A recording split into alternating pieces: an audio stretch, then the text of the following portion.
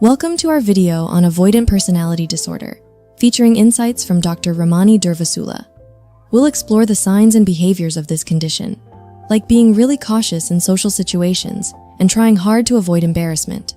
We'll also discuss common ways people with this disorder try to cope, such as steering clear of the spotlight or sometimes using alcohol.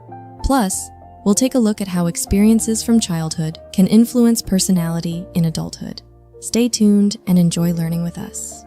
In this part of the video, we're discussing avoidant personality disorder, a condition that affects how individuals interact socially.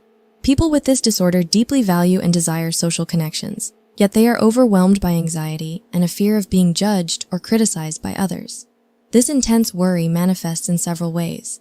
Individuals may steer clear of social gatherings, maintain a very limited circle of friends, and exhibit caution in forming close, intimate relationships.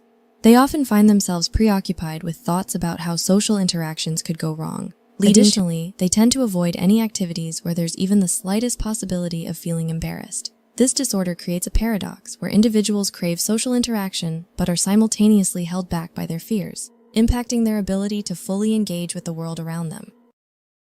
I'm here to talk about signs of an avoidant personality style. Now, avoidant personality in some ways can be thought of as a much more pervasive, consistent, and potentially severe social anxiety.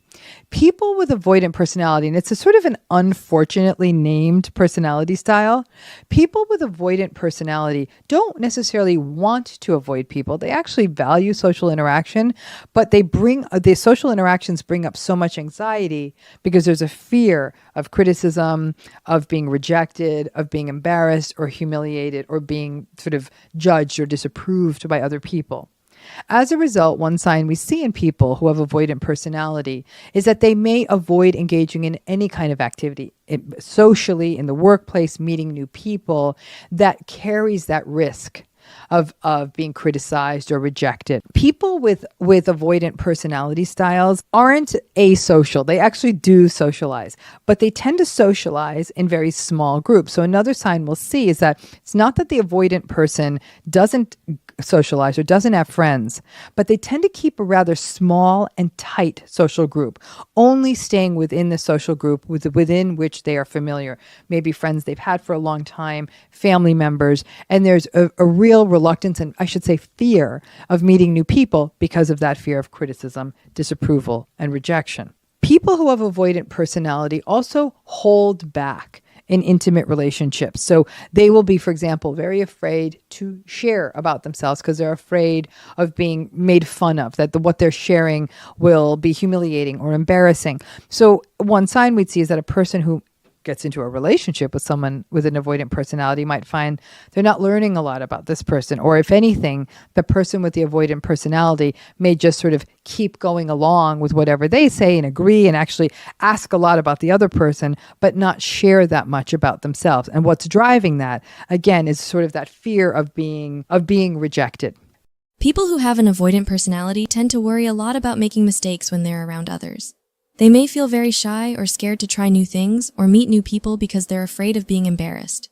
To deal with these feelings, some might choose to drink alcohol or stay away from places where they might be the spotlight. In simple terms, they use certain behaviors to protect themselves from feeling uncomfortable or anxious in social settings. These actions are like their safety net, helping them avoid situations that make them feel vulnerable. People with avoidant personality also, like any anxious person, they kind of get stuck in a rumination and a preoccupation of being rejected. So imagine a person with avoidant personality is about to go to a bar with friends, which would already be a stretch for them, or go to a networking event.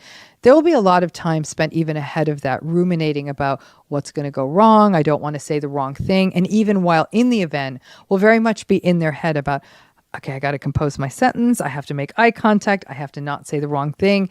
And there'll be so much anxiety. In fact, many people with an avoidant personality will say, my face will turn red. I'll start sweating. And they're just so afraid of being ridiculed or rejected in any kind of social setting. And another sign we see is that people who have avoidant personalities are very inhibited when they get into a new social situation. So they'll be very quiet. They may sort of stay behind, stand back. They may sort of, kind of nod and smile and go along. And in this way, there's sometimes a vulnerability for people who have avoidant personality styles, similar to what we see in people who are socially anxious, that in social situations, there may be a propensity or a risk, for example, for wanting to drink so that they feel more socially disinhibited, because their natural tendency is to be quite inhibited in those situations and in those settings. A person with avoidant personality, let me tell you this right now, they ain't going to do karaoke, because it's very uncomfortable for a person with an avoidant personality to think about doing something where they may embarrass themselves, like doing karaoke or doing something like that's in front of other people where they may embarrass themselves or they think they'll look silly even though they won't. They'd be very reluctant, for example, maybe to give a toast or a speech at a wedding or other social event, with the fear being not that they think that they don't have anything to say, but that they will be made fun of and that they will embarrass themselves.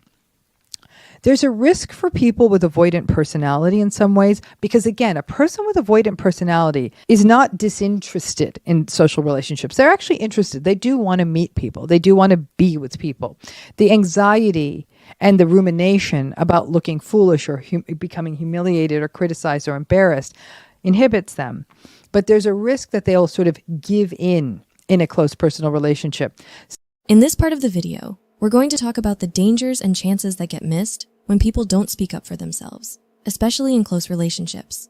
This can lead to making unsafe choices because they're trying to avoid confrontation or discomfort. Also, people who tend to stay away from these situations might lose out on chances to move forward in their careers. They might be scared of being judged or criticized. Sometimes, the reason people act this way can be traced back to their younger years. Experiences like being bullied, going through traumatic events, or feeling ashamed can lead to these habits of avoiding situations. We want to make sure this message is clear and simple so that everyone can understand and see how it might relate to their own lives or the lives of people they know.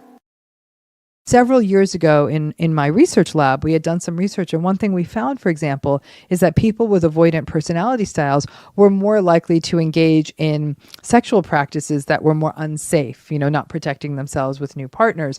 And it was very interesting to us because we thought that we'd see that with more dysregulated personality styles. But one thing that seemed to be happening was folks with avoidant personalities would simply give in and not even advocate for themselves, because they wanted to be in something, but they didn't want to say something in a situation for fear of being criticized or embarrassed. So there's a potential risk in that. But there's also, for a person with an avoidant personality, there can be so many lost opportunities. There's a person who may be very, very capable, but may hold off on, for example, advocating for themselves in the workplace or putting themselves up for a promotion of some kind, especially if that promotion may require them to be more heavily scrutinized. So there's a risk for people with avoidant personalities to get stuck in situations that probably aren't at the level of their actual abilities, because the anxiety and the fear of criticism and all of that holds them back. So when I've seen avoidant personality styles in my practice, it's always a little bit difficult to discern with whether I'm dealing with a social anxiety or an avoidant personality. And in some ways, I got to be honest with you, it doesn't really matter. The approach is sort of similar. It's really, with avoidant personality styles, it's much more consistent. And it's really about doing sort of successive approximations using cognitive behavioral techniques to sort of help the person have a more realistic appraisal of what's happening in a social situation, and then start taking small, like little baby steps in terms of social risks that a person will take, paying attention to how they feel in their body, and then journaling about it, and then talking about it in therapy, and then leveling up. But one thing we also want to keep in mind too is that when we look at any personality style, we'd want to know what came before it. And sometimes people who have avoidant personality styles, we may sometimes see childhoods where there might have been bullying, trauma, or even sort of shame or humiliation used as a tool of sort of discipline and control in the family they grew up in. So part of the therapeutic work also becomes about sort of them understanding how those patterns are still affecting them as adults.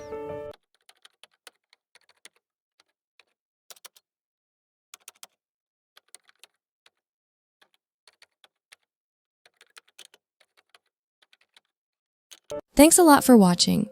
Today, we talked about avoidant personality disorder. If you want to know more, be sure to look at the links we've put down below for more videos. And don't forget to hit the subscribe button so you won't miss our weekly updates on mental health.